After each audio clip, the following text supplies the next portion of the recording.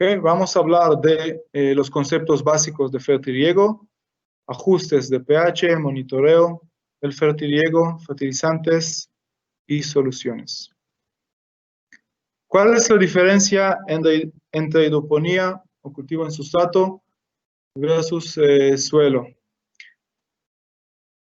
El volumen radicular en suelo es grande, en cultivo hidropónico es pequeño. El medio de cultivo en suelo es vivo en el sentido que hay microorganismos que viven en el sustrato y hay que tomarlos en cuenta. Algunos son benéficos, algunos son patógenos, pero es un medio vivo. En cultivo hidropónico puede ser inerte, vimos que hay sustratos que son inertes, o puede ser orgánico, o sea, no inerte, como la fibra de coco o el pitmos. Capacidad buffer del suelo alta, son cambios lentos, también por el volumen. Y en cultivo hidropónico la capacidad de buffer es baja, los cambios son muy rápidos. Microelementos en suelo presentes, pero hay que reforzar. Cultivo hidropónico, por ser inerte o contener pocos micronutrientes, son indispensables, son necesarios. Siempre hay que aplicar una solución nutritiva micronutrientes. El pH en suelo depende del suelo, es muy difícil acidificar un suelo. El suelo tiene muchos carbonatos y es muy difícil acidificar un suelo. Hay suelos ácidos, pero la mayoría en México son alcalinos. En cultivo hidropónico, aunque los diferentes sustratos tienen un pH inicial diferente, por ejemplo, la perlita tiene pH alcalino, entre 7 y 8, y el pitmos puede tener 3.54, pero después de un tiempo ya prácticamente el pH depende de la solución nutritiva que vamos a aplicar. Depende de nosotros, de los productores. En suelo podemos aplicar más amonio, alto porcentaje de amonio, 10 a 15%, mientras que en cultivo en sustrato tenemos que manejar un porcentaje lo más bajo posible de amonio. No estoy hablando de arándano, arándano necesita alto porcentaje de amonio. Urea en suelo sí está permitida, se aplica. En suelo no está permitida porque la urea no contribuye conductividad eléctrica, no tiene carga eléctrica, entonces no podemos usar la conductividad eléctrica como medio para, o como parámetro para conocer el contenido de los minerales en la solución. Salinidad, el cultivo en suelo es sensible en el aspecto que si salinizamos el suelo luego para lavarlo, es difícil, especialmente suelos arcillosos, es muy difícil lavarlos. En suelo arenoso es casi como un sustrato y sí lo podemos lavar, pero arcillosos no. El cultivo hidropónico es muy sensible a la salinidad, se saliniza rápido. Lo bueno es que podemos lavarlo rápido y cambiar la situación. Calidad de agua es importante en cultivo en suelo, es importante para la textura del suelo, es importante para armar la solución nutritiva o completar la solución nutritiva. En cultivo hidropónico, extremadamente importante, ¿sí? la calidad de agua. Calcio, aplicación de calcio en cultivo en suelo es benéfico, aunque el suelo tiene carbonatos de calcio y con la aplicación de ácido se libera el calcio, pero en toda manera el calcio, aportación adicional de calcio, tiene un beneficio. En cultivo hidropónico no hay calcio disponible, hay que aplicarlo en la solución nutritiva y en altas cantidades. Método de fertilización en cultivo en suelo puede ser por cantidad, o sea, buscando unidades o kilogramos por hectárea, por día. Y en cultivo hidropónico siempre es proporcional.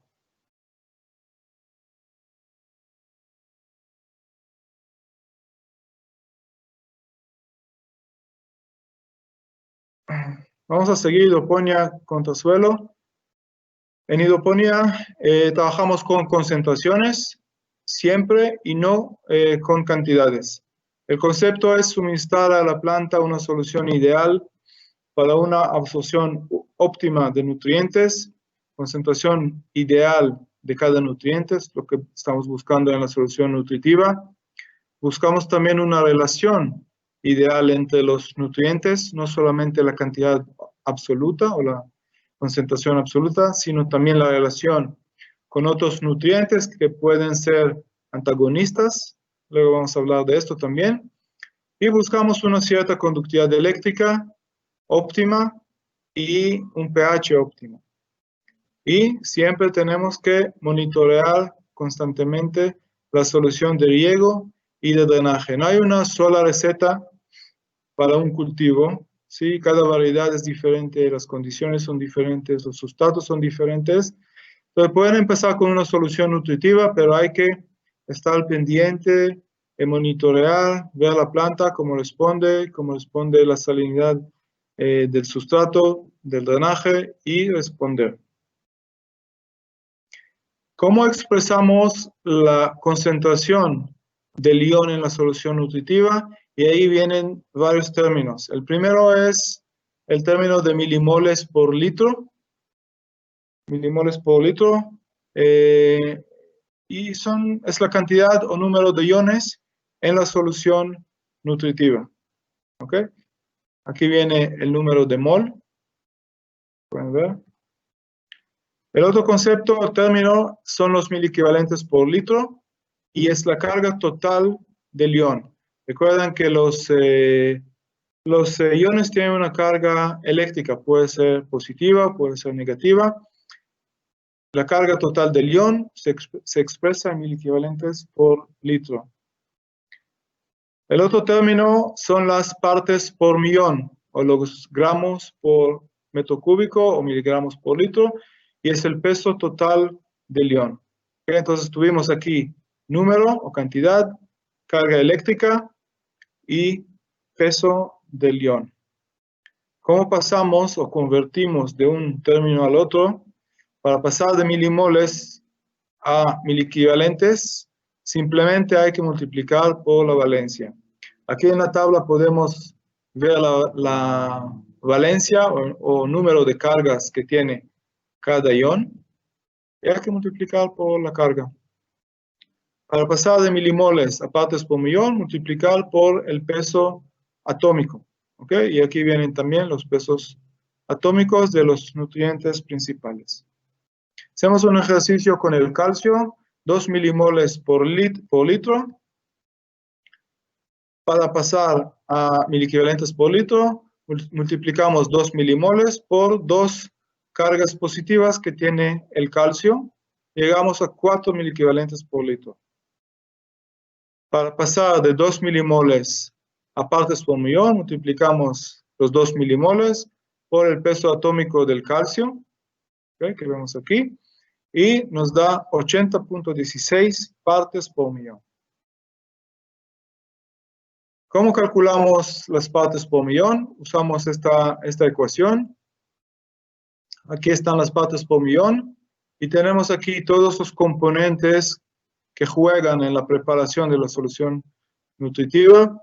El porcentaje del nutriente en el fertilizante, multiplicamos por la inyección en litros por metro cúbico, eso es lo que programamos en el programa de fertilizante, y multiplicamos por los kilogramos del fertilizante en el tanque, multiplicamos por una constante de 10 y dividimos entre el volumen de agua o de la solución final en el tanque en litros. Recuerdan que si tienen un tanque de 2500 y lo llenan hasta 2000, tienen que poner aquí 2000 y no 2500. Vamos a hacer un ejemplo rápido. ¿Cuántos kilogramos de sulfato de magnesio al 9.7% de magnesio hay que poner en un tanque de 1000 litros con una inyección de 5 litros por metro cúbico para lograr 40 partes por millón? ¿Qué estamos buscando? Los kilogramos. ¿Ok? Entonces, 40 partes por millón es igual a 9.7, que es el porcentaje del magnesio en el sulfato de magnesio, por 5 litros por metro cúbico de inyección, por los kilogramos que estamos buscando, por la constante 10, entre 1000, que es el volumen de agua en el tanque. Despejamos todo y llegamos a 82.5 kilogramos de sulfato de magnesio, es lo que hay que poner en el tanque.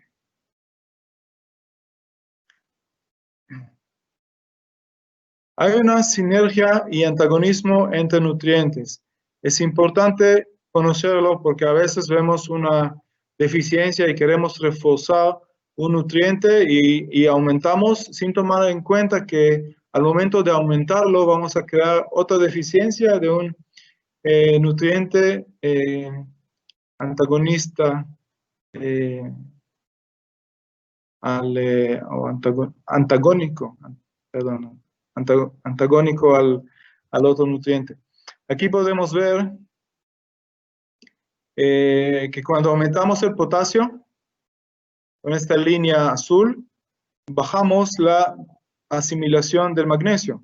Potasio y magnesio tienen un antagonismo, como podemos ver aquí en este círculo de relaciones.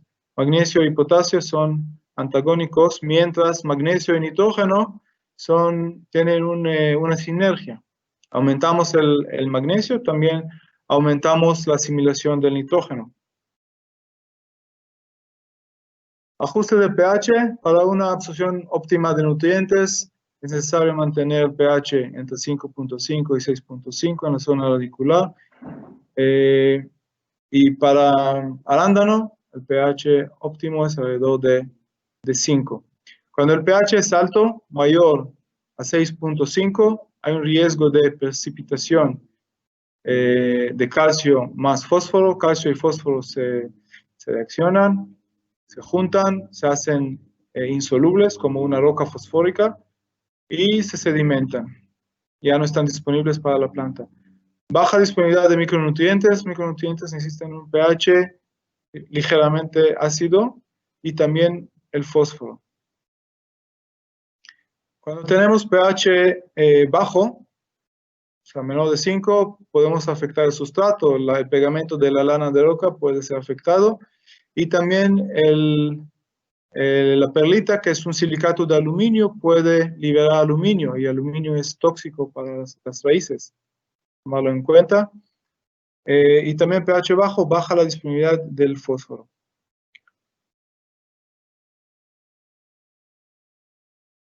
Aquí en esta gráfica podemos conocer la relación entre el contenido de bicarbonato, en este caso en partes por millón, y el pH.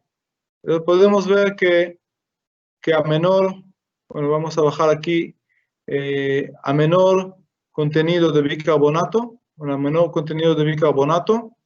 el pH también va disminuyendo.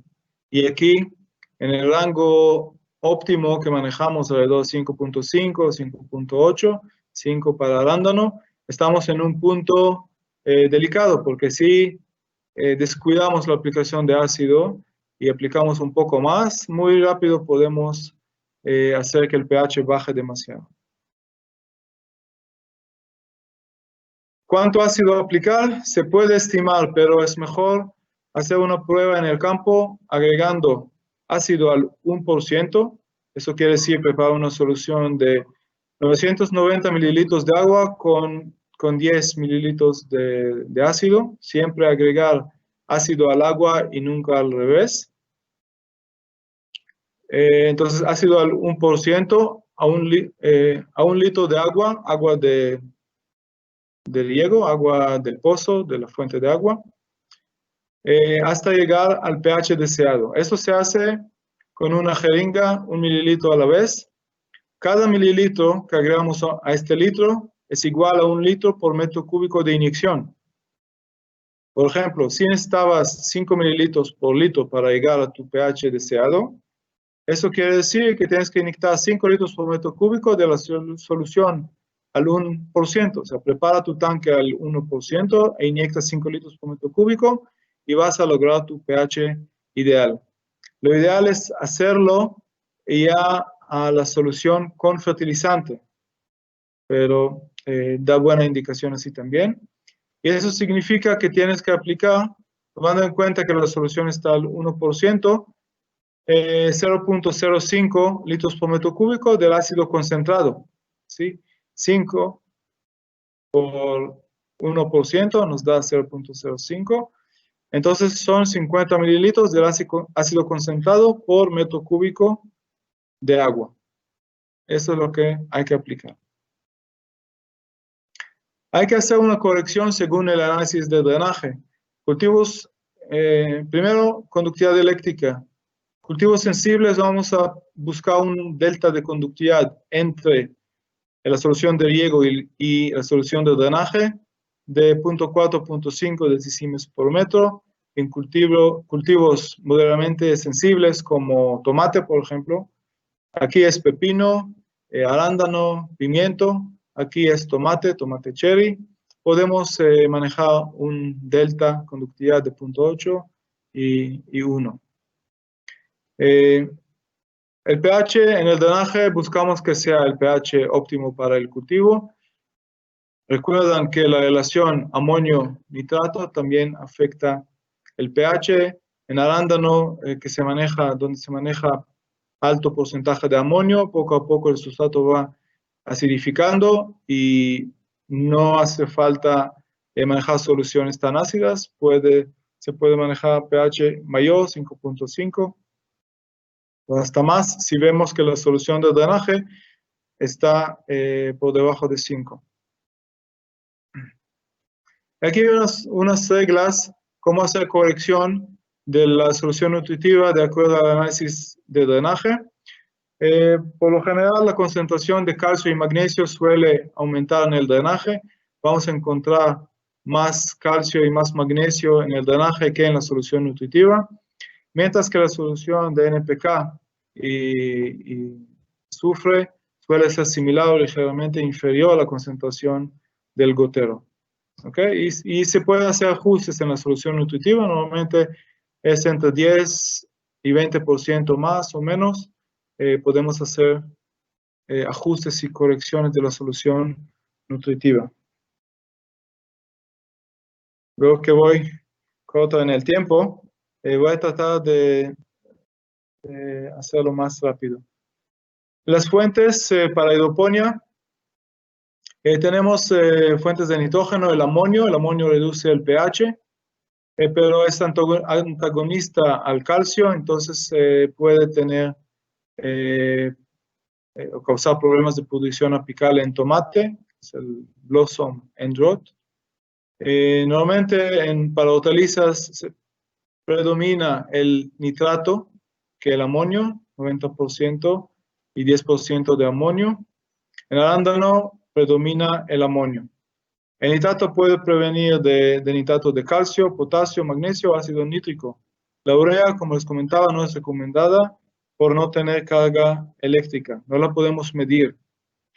El fósforo, para mantener bajas concentraciones de amonio, la fuente principal de fósforo, mejor que sea de MKP, fosfato monopotásico, o de ácido fosfórico.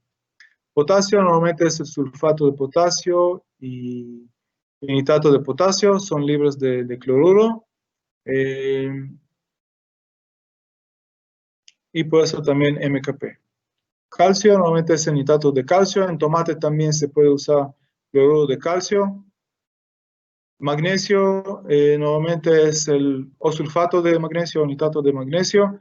Muchas veces se aplica mucho nitrato de calcio y de potasio, y para no aumentar el nitrógeno más, usamos más el sulfato de magnesio y no el nitrato de magnesio. Micronutrientes normalmente se usan quelatos EDTA, con una pequeña proporción de EDHA que es más estable en pHs altos, EDH para hierro. Y en sistema de circulación usamos DTPA debido a su estabilidad a los rayos UV. Los rayos UV rompen los quelatos EDTA. Y el hecho que no pinta el agua. Cuando un fertilizante, un producto pinta el agua, la desinfección UV no es eficiente, entonces hay que evitar. Los puntos a considerar en el cálculo y en la preparación de la solución nutritiva, tener un análisis químico reciente de la fuente de agua, es la base. Hay que tener uno reciente y confiable también. Conocer y tomar en cuenta las características del equipo de inyección, número de tanques, su volumen, la tasa máxima de inyección. No podemos pedir de un equipo de inyección que inyecte 20 litros por metro cúbico si su capacidad de Venturis no permite hacer esto. Tenemos que conocer la tasa máxima, conocer el contenido exacto de los fertilizantes es la base para el cálculo. Y la preparación de los tanques, nunca mezclar en el mismo tanque calcio con sulfato. Hace esto, sulfato de calcio no soluble y calcio con fosfato. Ya vimos que sedimenta el calcio con fosfato. Y nunca pasar el límite de solubilidad. Hay que buscar el límite de solubilidad en la hoja técnica de acuerdo a la temperatura de agua. Ok, esta es la segunda parte. Espero que me permitan seguir. La tercera parte habla de los goteros y accesorios para el riego intensivo de precisión o riego por pulsos. ¿Por qué regar en pulsos cortos y frecuentes? Esto viene de la capacidad de retención de agua del sustrato disponible para la raíz. Vamos a hacer un cálculo. Ya empezamos a ver esta tabla y vamos a seguir. Tenemos el suelo. Es un suelo franco-arenoso con la configuración que vimos anteriormente. También el sustrato. El cultivo es tomate. Entonces vimos ya el volumen litros por planta. Agua disponible en un suelo franco-arenoso es el 10% del volumen. Entonces tenemos aquí 10% de 83, tenemos 8.3. Vamos a permitir un agotamiento del agua disponible de 30%. Eso quiere decir que cada planta tiene disponible o sea, como agotamiento de 2.5 litros. Si el consumo diario de una planta de tomate es de 2.5 litros, entonces, ¿cuántos riegos por día tenemos que dar? Un riego por día. En fibra de coco, el volumen por planta es de 3, el agua disponible es 20, y el porcentaje de agotamiento, de pérdida del agua disponible es 15%. Eso nos lleva a 90 mililitros por riego o por pulso. Muchos riegan con 100, muy cerca.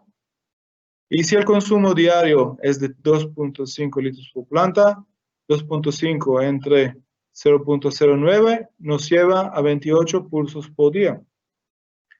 Ok, entonces tenemos un sustrato de bajo volumen, baja capacidad de retención de agua. Tenemos que regarlo con mayor frecuencia.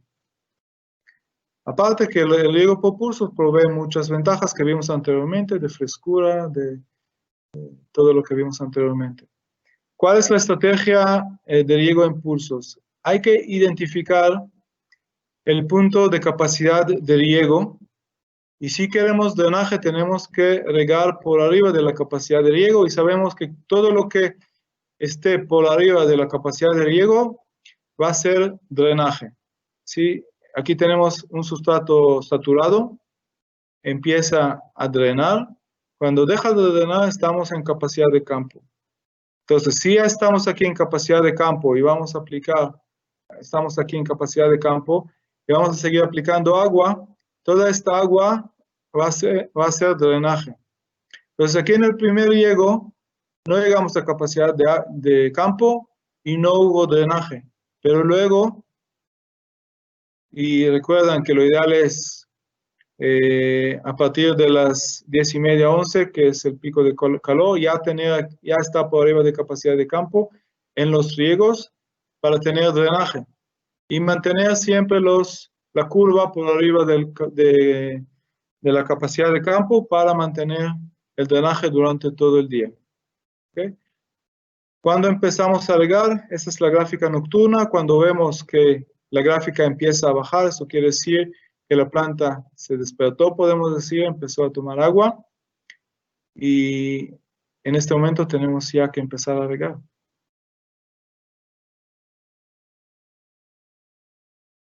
Si en un invernadero de 10 hectáreas hay 200.000 goteros y se aplican 30 pulsos de 100 mililitros por gotero por día, esto equivale a llenar 6 millones de tazas de café con 100 mililitros en un día. Y eso sucede todos los días. Queremos que todas las tazas estén igualmente llenas con la misma cantidad y calidad de café y todo el tiempo.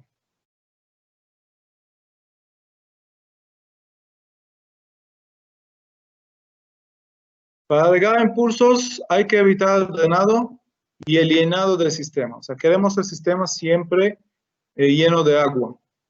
¿Okay? Aquí podemos ver el flujo a lo largo del tiempo en un sistema sin mecanismo antidrenante.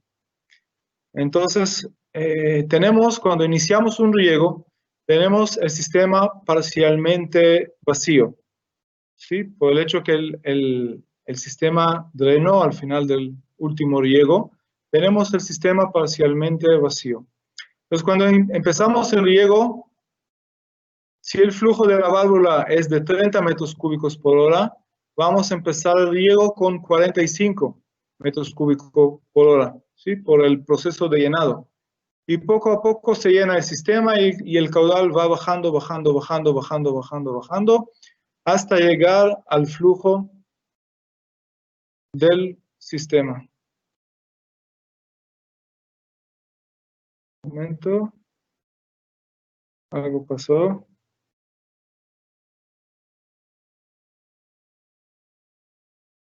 Sí me están viendo, ¿verdad?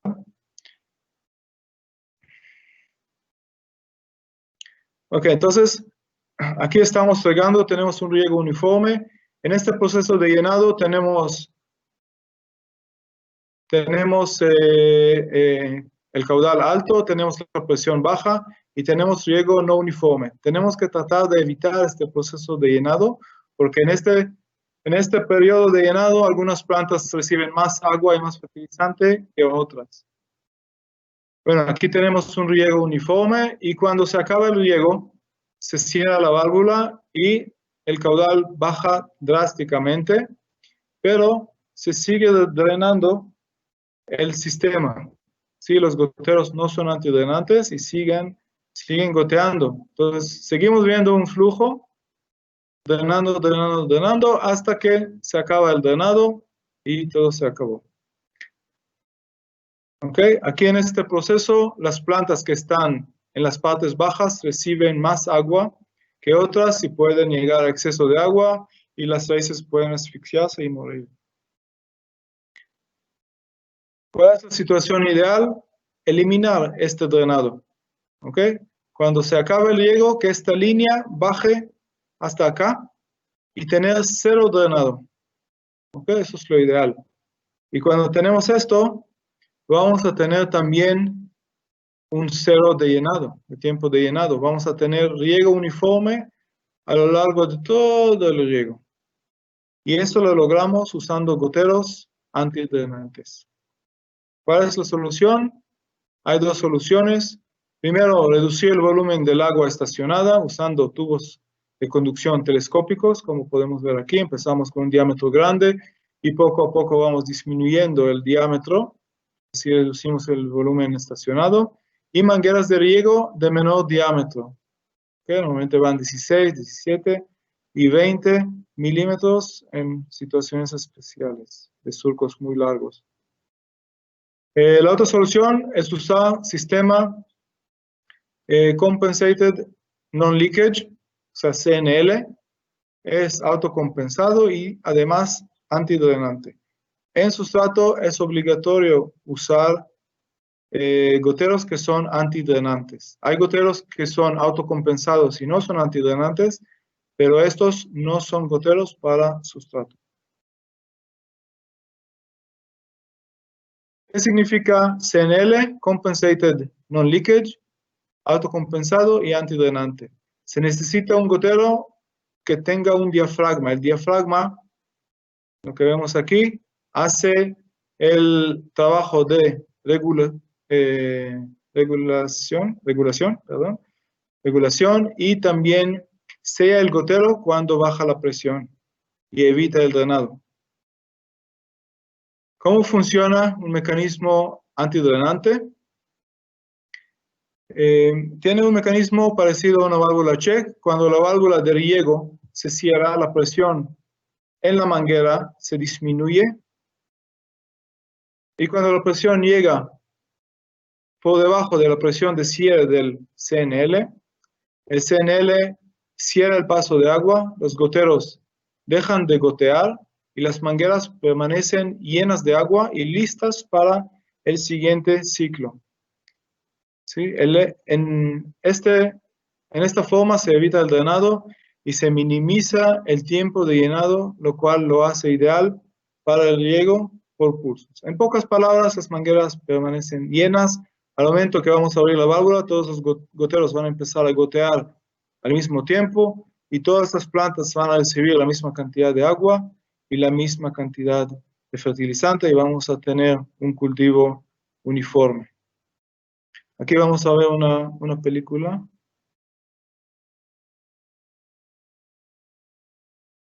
A ver, ¿por qué no veo el...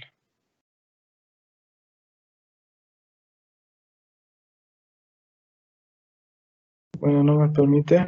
Vamos a seguir. ¿Qué es la presión de cierre? Otra vez, esa es la presión en la cual el componente, que puede ser el gotero o la válvula DNL que vamos a ver más adelante, deja de pasar agua. Por ejemplo, presión de cierre de 1.4 metros, mientras la presión en la manguera esté menor a 1.4 metros, el gotero estará cerrado y no va a gotear. De acuerdo a la presión de cierre, los goteros de Netafim pueden ser de bajo antidrenante, o sea, low CNL, LCNL, o de alto antidrenante, high CNL.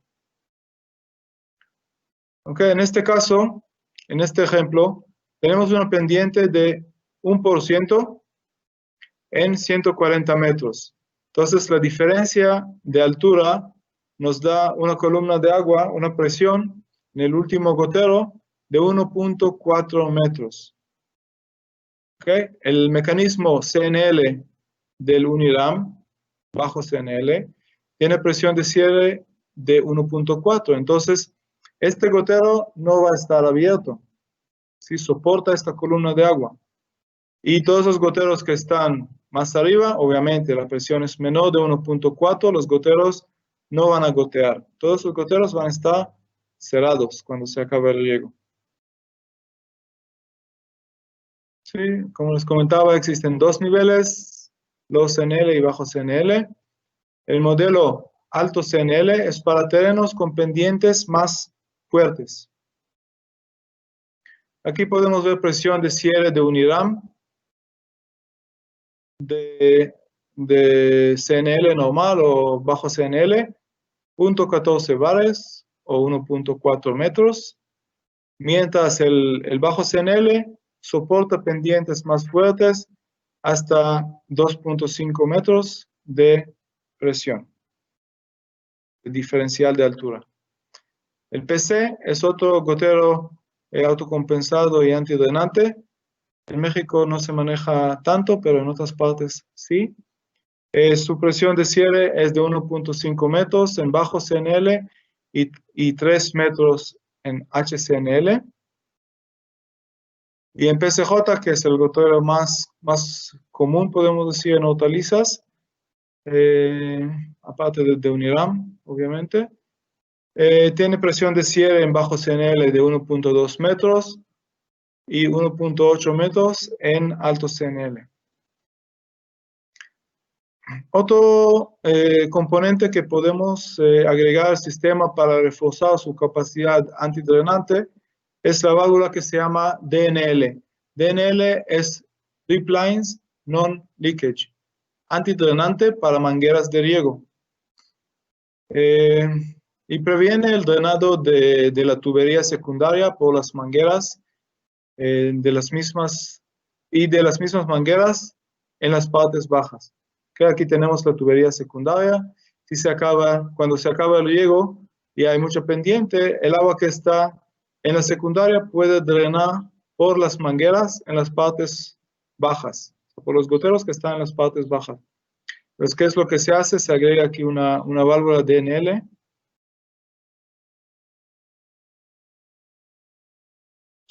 Y se evita el drenado. ¿Cómo se utiliza?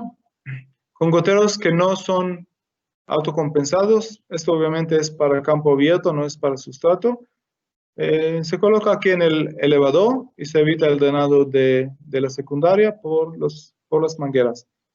Y cuando el mecanismo CNL de los goteros autocompensados y antidrenantes no es suficiente, tenemos con pendientes fuertes, ¿ok? Colocado en el tubo elevador, como aquí, o puede ser a lo largo de la manguera. Hay diferentes capacidades de DNL, ¿sí? Diferentes presiones. Y podemos ver que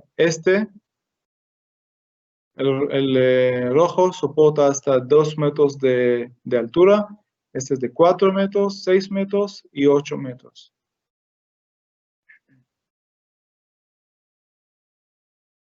Vamos a ver aquí algunos ejemplos. En este ejemplo tenemos pendiente de 2 metros, de 2% en 140 metros, lo que genera una diferencia de altura de 2.8 metros en 140 metros. Entonces, después de 70 metros ya tenemos 1.4 metros de presión. Entonces, los goteros que van a estar aquí, a partir de este punto, van a ver una presión mayor a 1.4 metros. Si esta presión vence la fuerza del mecanismo CNL, abre el gotero y los goteros se drenan. Aquí todos los goteros se drenan. En los primeros 70 metros la presión es menor de 1.4 metros, el mecanismo antidrenante funciona y los goteros no drenan. Entonces aquí tenemos un drenado parcial. ¿Cuál es la solución? La solución es agregar una válvula DNL. Esta válvula DNL de 2 metros soporta esta columna de agua que es de 1.4, se mantiene cerrada, no hay suficiente presión para abrir esta válvula, estamos 2 metros de presión y no tenemos 1.4. Esta válvula se va a quedar cerrada, entonces aquí vamos a empezar otra vez de presión 0 y vamos a tener al final 1.4 y no 2.8. En este caso tenemos aquí presiones menor a 1.4 en esta parte y también menores a 1.4 en esta parte. No tenemos presiones que vencen el mecanismo antidrenante y los goteros no van a drenar al final del riego. Podemos poner hasta 2 válvulas DNL. Si la pendiente es muy fuerte, por ejemplo 3%, tenemos que poner 2 válvulas antidrenantes a lo largo de la manguera. Ok, entonces combinar la instalación de goteros CNL y válvulas DNL previene el drenado cuando tenemos una presión mayor a la presión de cierre del gotero. Okay, tenemos también un modelo para el gotero enterado, donde la manguera va enterada. Ponemos una tapa. Y esto sería todo. ¿Tenemos tiempo para preguntas?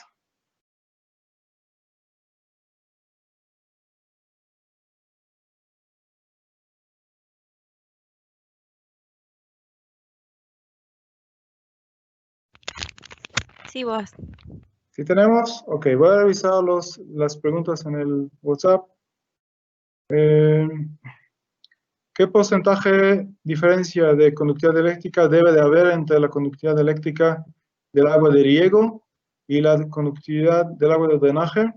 Creo que esta pregunta ya la contesté. En cultivos sensibles a salinidad, mejor manejar 0.4 a 0.5 de diferencia, como pepino, pimiento, arándanos, una diferencia pequeña. Cuando es un cultivo resistente como tomate, podemos manejar una diferencia de 0.8 hasta 1 decisiemens por metro. Otra pregunta, ¿sirve de algo utilizar organismos benéficos en sustratos a base de fibra de coco? Es buena pregunta. Depende cuáles son los organismos benéficos. Si son, por ejemplo, tricodermas que protegen la raíz contra hongos patógenos, obviamente sí conviene. Hay también micorrizas que ayudan a la asimilación de los nutrientes y conviene, viven en simbiosis con la raíz, contribuyen nutrientes a la raíz, por un lado. Por otro lado, disfrutan de los azúcares que llegan a la raíz del follaje. Es una simbiosis, todos ganan y conviene. Es recomendable la mezcla de sustratos inertes y orgánicos. Sí conviene. Los sustratos orgánicos son sustratos que aumentan la retención de agua y de nutrientes, tienen mayor intercambio catiónico, por lo tanto su capacidad buffer es mayor, retienen más nutrientes, los cambios son más lentos, son también sustratos más frescos. Si comparamos la temperatura de fibra de coco con la temperatura de tesontle, por ejemplo, obviamente el tesontle es un sustrato más caliente, o sea, se calienta, guarda calor, mucho más que un sustrato orgánico como la fibra de coco. Entonces, sí conviene. Otra pregunta, ¿cuántos ciclos dura la fibra de coco en cultivo de pimiento? Lo ideal es usarla un solo ciclo. Se puede usar un segundo ciclo, pero el crecimiento del cultivo no es igual. Recuerdan que es un volumen pequeño, la raíz durante 9 o 10 meses de cultivo compactan mucho el sustrato y al momento de plantar de nuevo hay zonas que se compactan menos, se compactan más y el cultivo ya no va a ser uniforme. Si es una canaleta abierta o una bolsa donde pueden sacar la raíz, sacar la planta con su raíz y agregar fibra de mayor textura, mezclar con el sustrato, sí se puede sin problema usar la fibra de coco un ciclo más. Pero cuando son bolis cerrados y herméticos, compactos, lo ideal es no usar la fibra de coco un ciclo más. Otra pregunta, ¿la vida del sustrato intercambia cationes? No entendí bien la pregunta, pero con la vida del sustrato, lo que sucede es que la materia orgánica, si es fibra de coco o si es pitmos, se degrada. La partícula se hace más fina y retiene, por lo tanto, más agua y deja menos, hay menos espacio con poros grandes. Entonces, hay mayor retención de agua y menor aeración. Entonces, hay que cuidar con eso. El intercambio catiónico puede ser que se aumenta porque partículas pequeñas tienen, a fin de cuentas, mayor área de superficie. Entonces, debe de haber más superficie de partícula y mayor intercambio catiónico.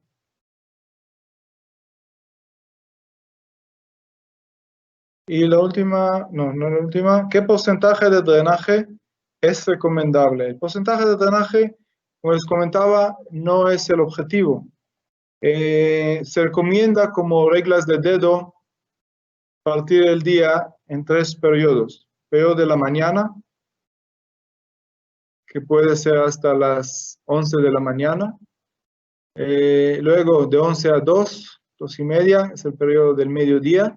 Y luego el tercer periodo es la tarde, de 2:30 hasta el final del riego. y en cada periodo definir un porcentaje ideal. Por ejemplo, en la mañana se puede manejar un 15% de drenaje, luego en el periodo del mediodía 35, bueno, entre 30 y 40%, y en el periodo final, en el tercer periodo, manejar alrededor de 20, 30%, depende de cómo estuvo el día. Recuerdan que en la tarde todavía tenemos, en un invernadero tenemos las temperaturas acumuladas del periodo del mediodía, así que tenemos un ambiente caliente y la planta sigue consumiendo mucha agua, pues alrededor de 20-30% en el último periodo. Pero, como les comentaba, hay que buscar porcentaje que nos dé un buen lavado del sustrato y que no resulta en un aumento de la conductividad eléctrica del drenaje. Y la última pregunta, no es la última, perdón. ¿Existen DNL para laterales de 12 o 16 milímetros? Sí se puede, o sea, de 12 milímetros podemos, o sea, tenemos un conector dentado a 12 milímetros con una rosca adecuada para conectarnos a la válvula DNL, sea de media o de 3/4, y podemos conectar a la manguera, sí, sin problema. Y ahora sí, la última pregunta. ¿Puedo corregir pH con cal apagada o hidróxido de calcio? En sustrato no se usa tanto. Se puede aplicar para aumentar el pH en dado caso que tenemos un pH demasiado bajo, pero es suficiente aplicar el agua de riego, que normalmente es agua con pH mayor a 7, o sea, contiene bicarbonatos, por lo menos un miliequivalente de bicarbonato y un pH normalmente neutro y alcalino, y con eso se eleva el pH del sustrato. Ok, espero que con eso he contestado todas las preguntas. Yo creo que con eso podemos terminar la presentación. Les agradezco mucho por la atención. Para mí fue un placer siempre compartir información, y si necesitan más información o tienen más dudas, mi correo venía en la primera diapositiva y siempre me pueden contactar. Entonces, cuídense mucho y hasta la próxima. Adiós.